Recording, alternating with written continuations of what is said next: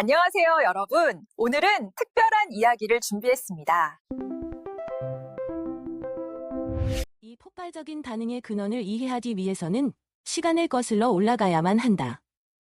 모든 것은 그녀, 캐서린 리즈가 내뱉은 차가운 오만이 담긴 한마디에서 시작되었다. 런던으로 돌아가는 비행기를 타기 전 의무감으로 들른 마지막 경유지.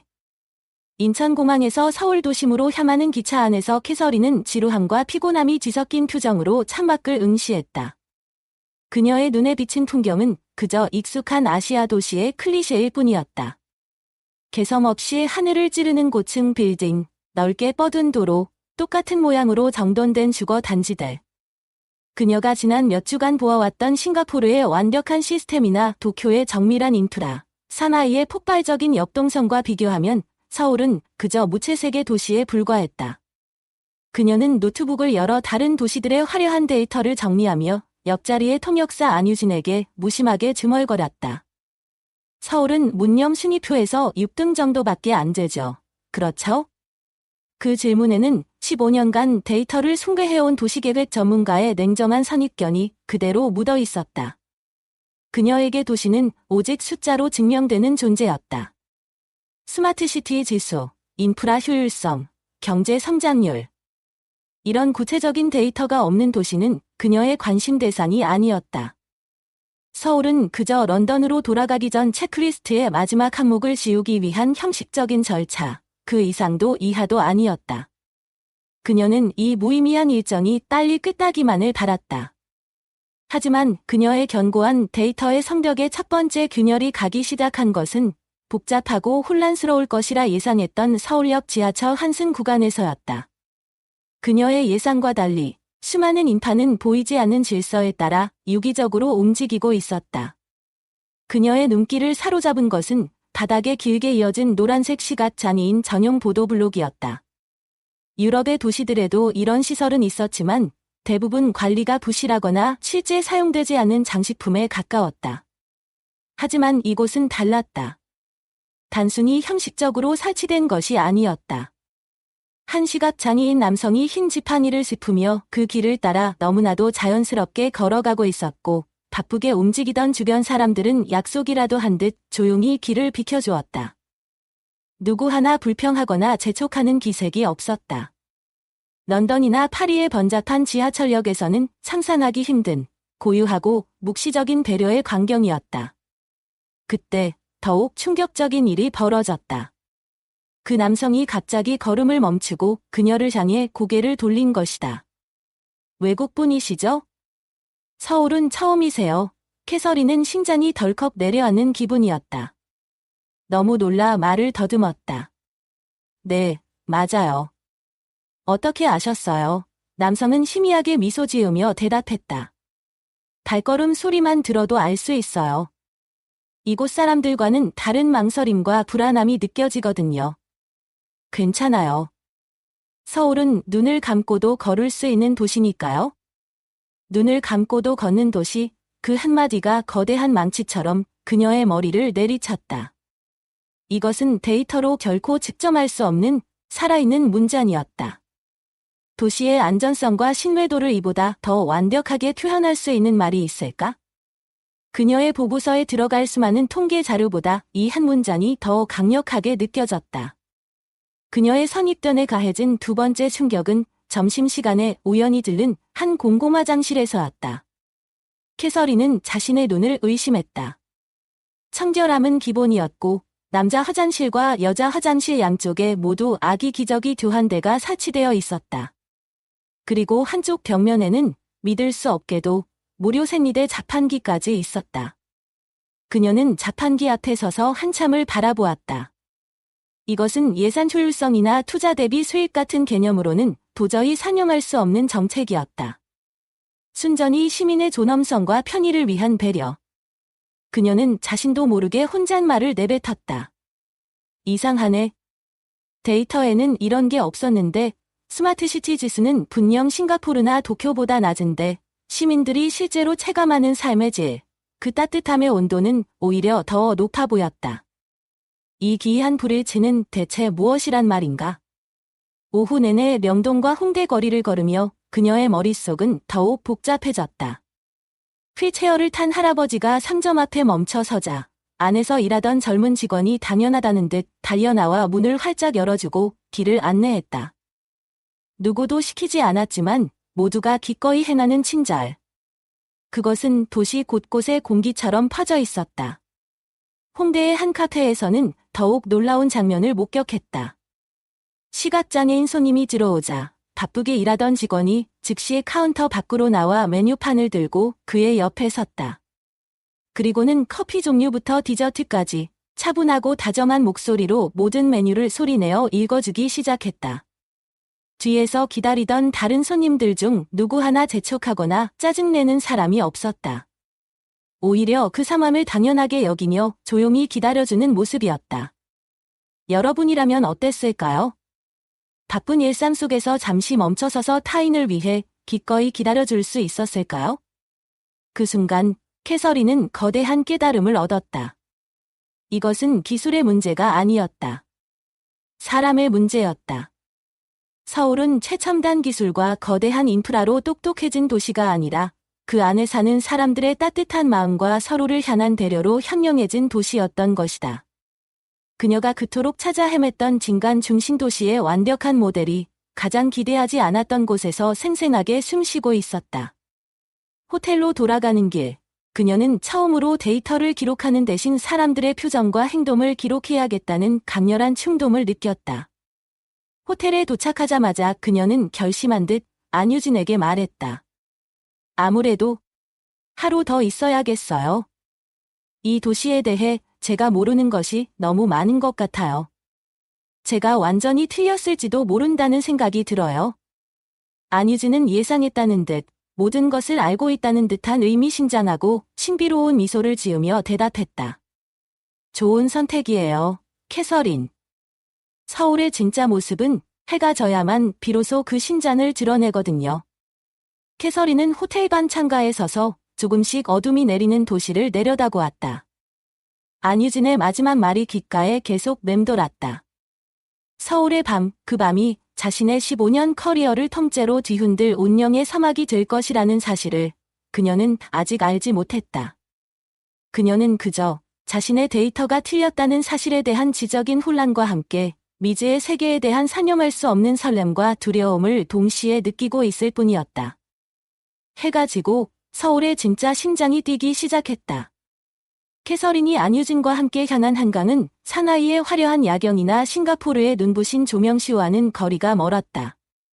그녀가 기대했던 거대하고 인공적인 빛의 향연 대신 그곳에는 살아있는 사람들의 온기가 만들어내는 예측 불가능하고 따스한 빛이 흐르고 있었다.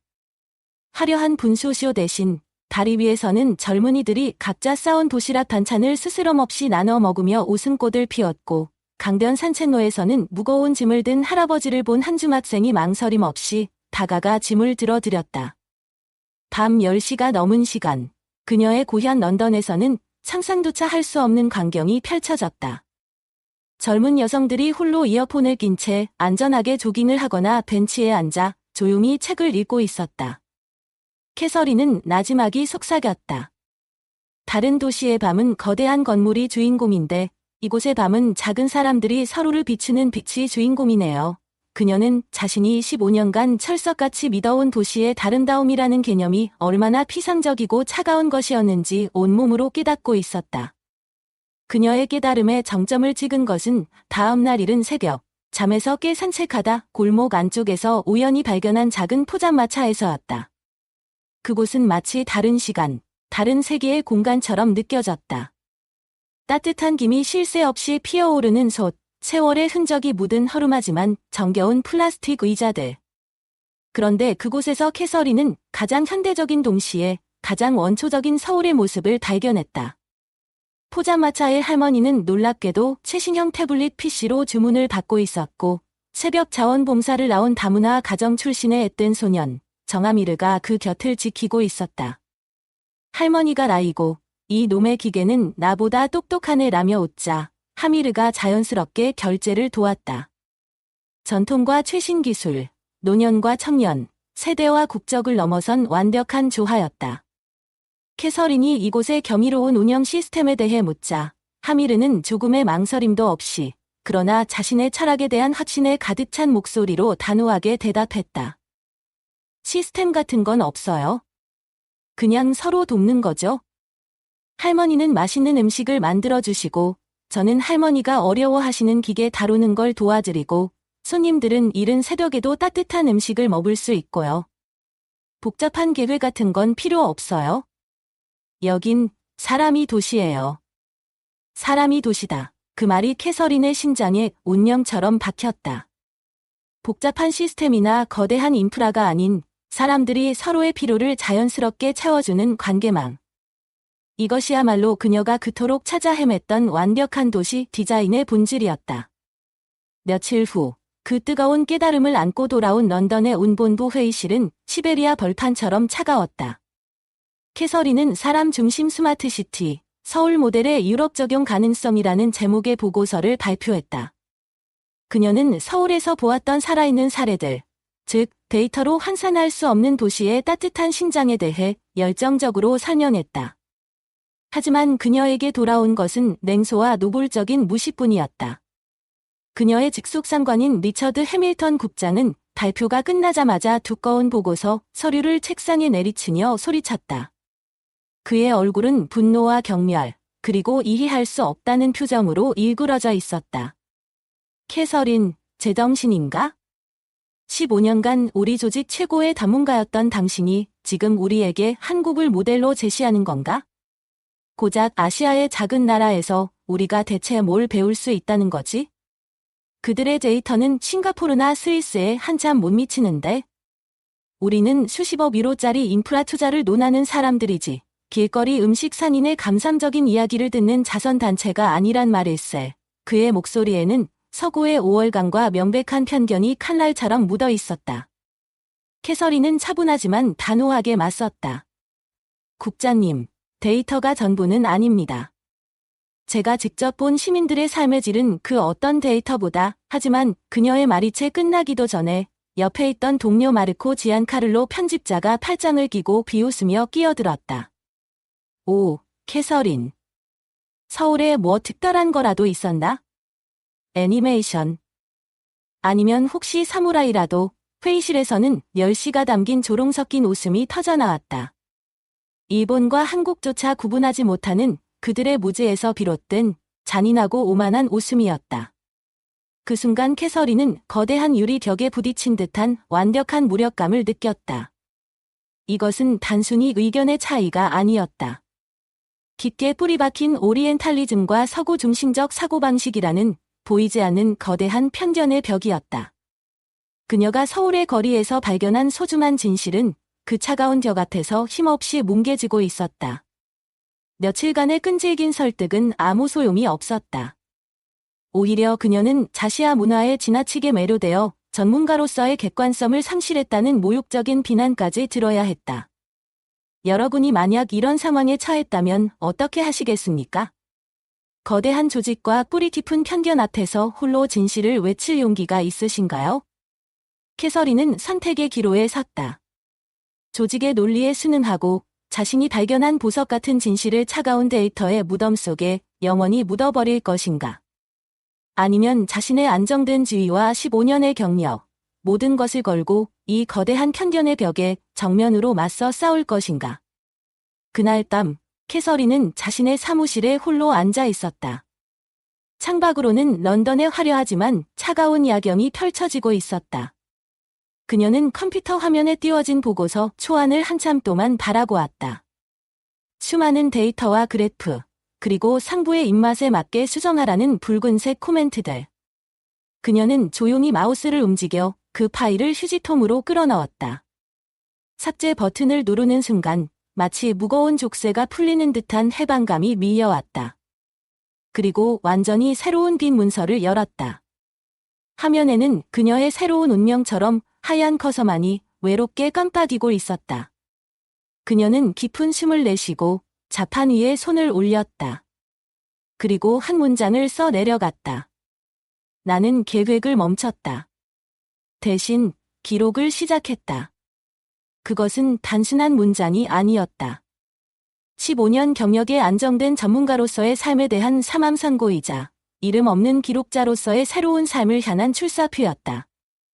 그녀는 자신의 퇴직금과 모든 것을 걸고 숫자가 아닌 심장으로 말하는 다큐멘터리를 만들기로 결심했다. 그녀의 진실을 짓밟은 런던의 차가운 이성에 맞서 서울의 뜨거운 심장을 세상에 보여주기 위한 외롭고도 위대한 싸움이 막 시작된 것이었다. 그녀가 자신의 모든 것을 건 외로운 싸움은 8개월 후 세계에서 가장 화려한 무대인 칸 영화제에서 첫 번째 심판을 받게 되었다. 퇴직금과 저축을 모두 쏟아부어 만든 그녀의 다큐멘터리 서울은 심장이 뛴다가 마침내 세상에 공개되는 순간이었다. 어두운 상영관 안, 캐서린은 터질 듯한 심장을 안고 스크린을 응시했다. 이것은 단순한 영화가 아니었다. 그녀의 15년 경력과 맞바꾼 진실 그 자체였고 거대한 편견에 맞선 그녀의 유일한 무기였다. 영화가 시작되고 스크린에는 그녀가 서울에서 보았던 평범하지만 비범한 순간들이 날 것 그대로 펼쳐졌다. 태블릿 PC를 서툴게 만지며 아이고 이놈의 기계 라고 투덜대던 포장마차 할머니의 따뜻한 미소에 객석에서는 조롱이 아닌 사랑스럽다는 듯한 나지막한 웃음이 터져나왔다. 사람이 도시예요 라고 당당하게 말하던 소년 저마미르의 모습에서는 그의 깊은 생각에 감탄하는 듯한 조용한 박수가 흘러나왔다. 그리고 마침내 시각장애인 남성이 서울은 눈을 감고도 걷는 도시라고 말하는 장면이 나오자 객석 전체는 약속이라도 한 듯 숨을 멈췄다. 이내 여기저기서 경이로운 탄성이 술렁였다. 관객들은 자신들이 지금껏 단 한 번도 상상해보지 못했던 살아 숨쉬는 도시의 영혼을 목격하고 있었다. 상영이 끝나자 몇 초간의 완전한 정적이 흘렀다. 캐서린의 심장이 바닥으로 떨어지는 듯한 그 순간. 바로 그때 누군가 먼저랄 것 없이 손뼉을 치기 시작했고 그 소리는 순식간에 우레와 같은 기립박수로 번져 상영관을 가득 메웠다. 5분이 넘도록 박수 소리는 멈추지 않았다. Q&A 시간에 세계적인 명성을 지닌 백발의 한 노년 심사위원이 자리에서 일어나 마이크를 잡았다. 그의 목소리는 지적인 겸외감으로 가득 차 있었다. 감독님, 질문이 있습니다. 우리 계획가들은 평생 데이터와 효율성을 숭배해왔습니다.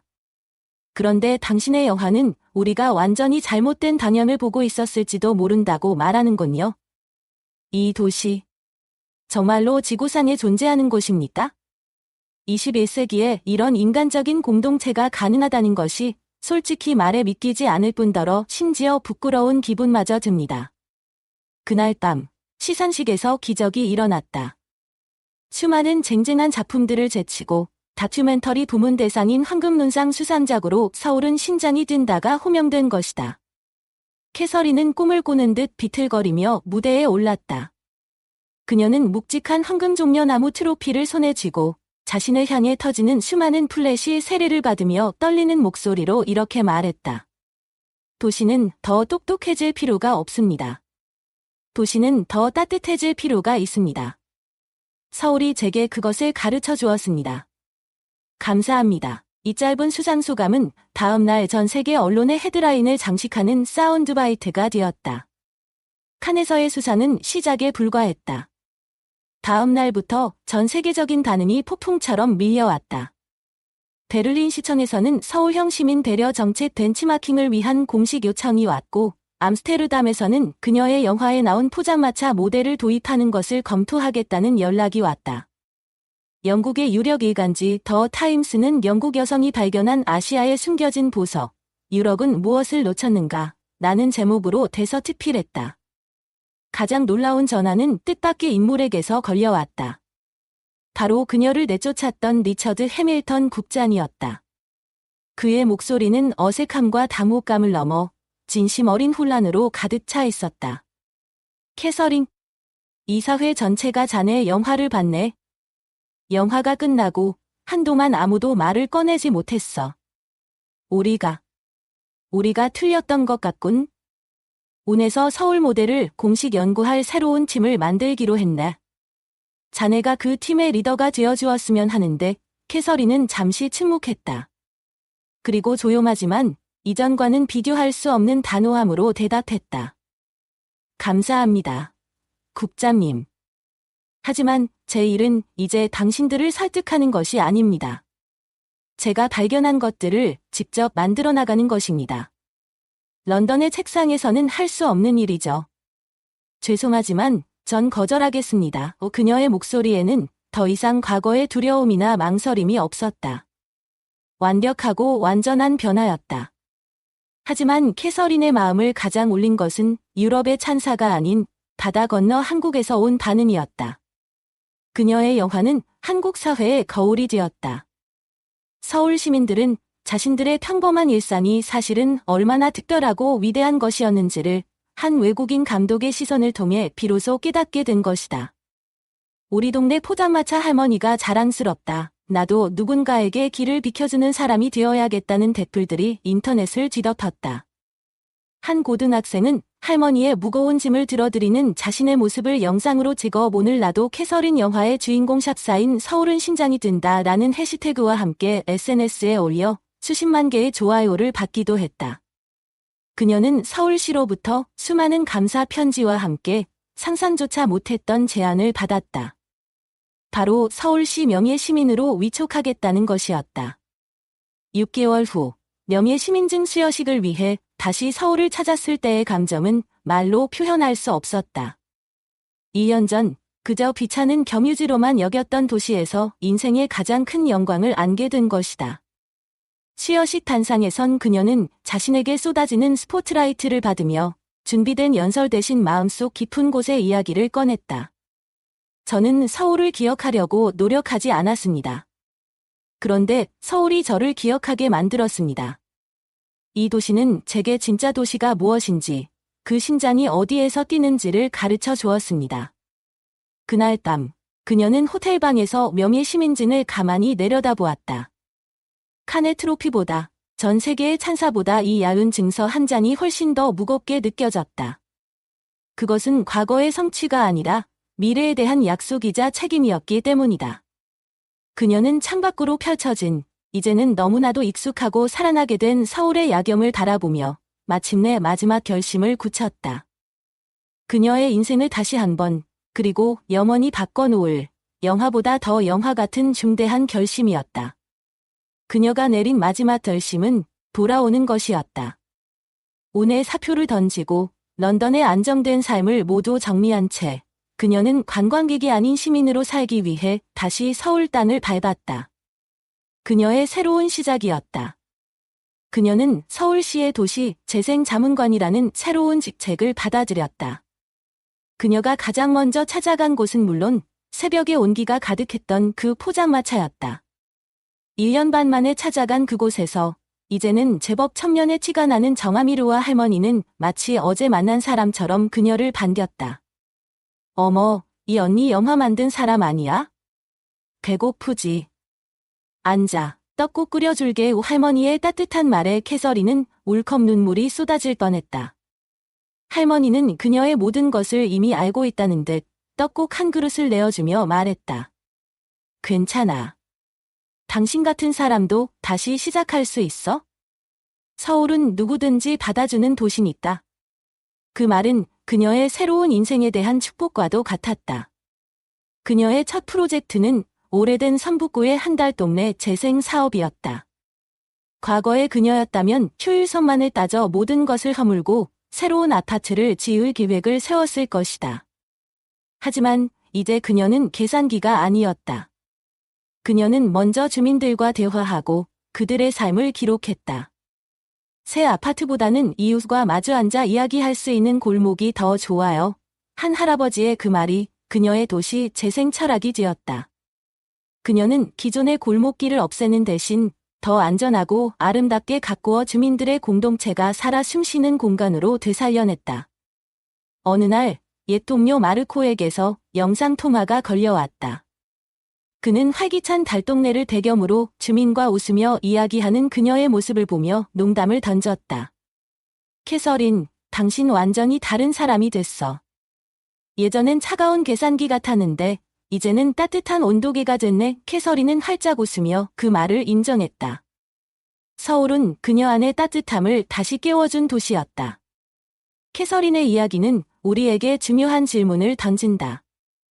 기술이 아닌 사람이 중심이 되는 도시, 초일성보다 온기를 앞세우는 서울의 따뜻한 모델은 과연 다른 문화권에도 적용될 수 있는 보편적인 해답일까? 아니면 그저 서울이라는 특별한 공간에서만 가능한 기적일까? 그리고 더 근본적으로 우리는 더 똑똑한 스마트 도시를 만드는 데에만 집중한 나머지 어떻게 하면 더 친절한 카인드 공동체를 만들 수 있는지는 잊고 있는 것이 아닐까? 이 질문에 대한 답은 이제 우리 모두의 손에 달려 있다.